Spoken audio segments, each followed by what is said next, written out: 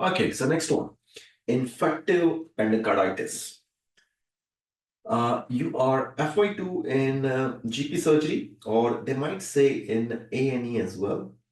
They might say in A&E as well. Yeah.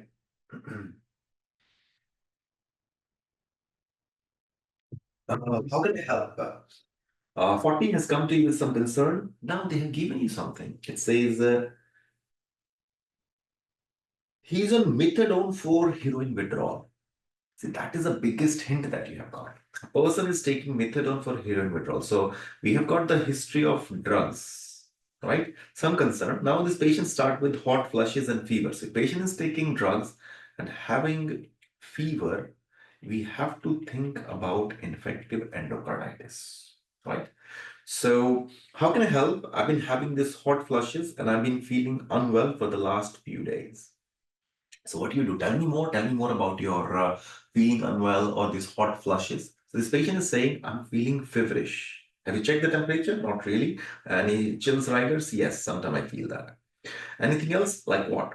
So now, as I said, when you have got the drugs, patient is having fever, you have to think about severe infection, which is infective endocarditis.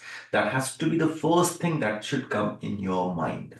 Okay, so you can ask more questions on infective endocarditis as well. For example, any chest pain, any shortness of breath, any palpitations, any tremors, any sweating, any headache, muscle pain, tiredness, nausea, vomiting. So ask these questions as well.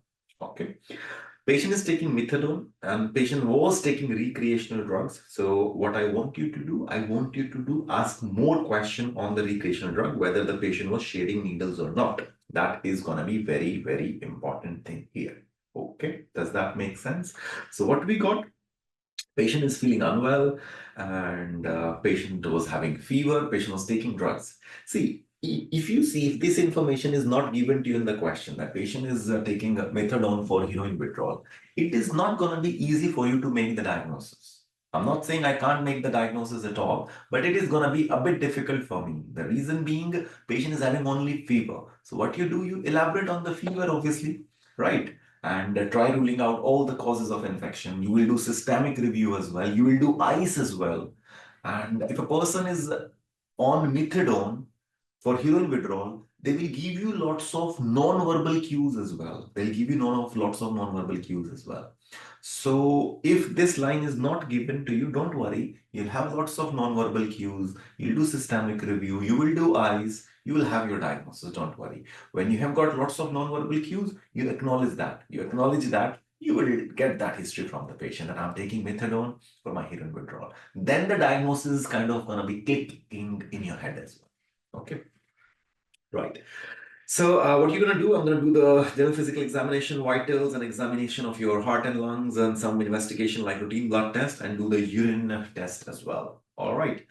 And in this, usually what's going to happen, the examiner is going to give you some findings. They usually give us the temperature. The temperature is on the higher side. That's the thing, right?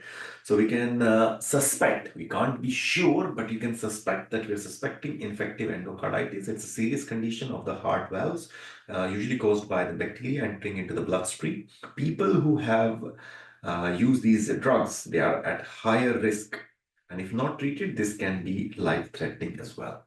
So what is the treatment? First of all, let's investigate, right?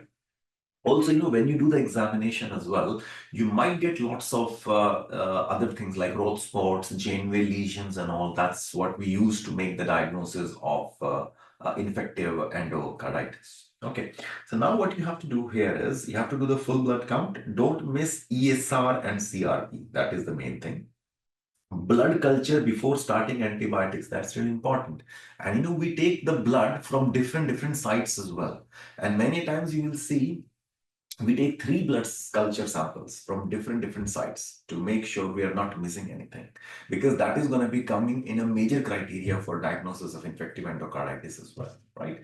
And third thing that you're going to do is the echo. TTE, transesophageal or transthoracic echocardiogram. That's really important to see the infection of the heart valves. So that is really important. Okay. So this is what you have to do. And in the history, you can ask about, when you're asking about heart and lungs as well. So if the patient was operated previously, patient has got prosthetic valve or not, that is really important.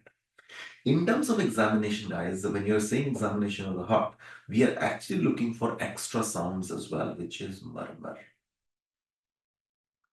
Your patient has got high-grade fever.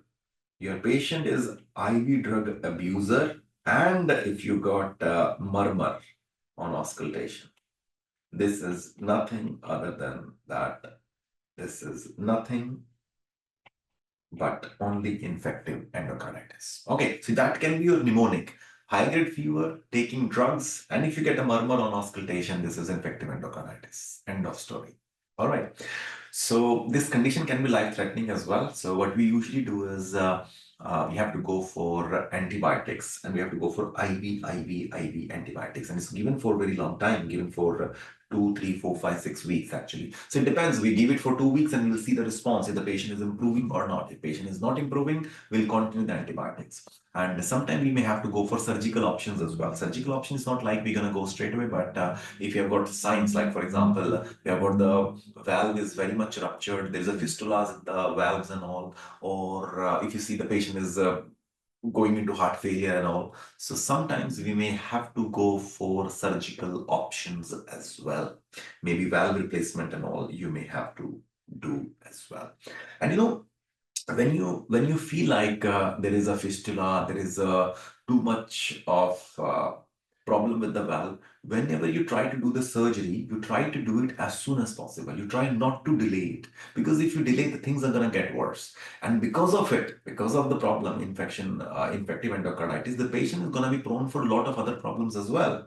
So this is something that you need to see as well. This patient is going to be prone for stroke, for TIA, lots of clots, DVT, PE. So you have to be very, very, very careful on that as well, right? So if you feel patient is at higher risk of all those things, you better go with the surgical options as soon as possible, right?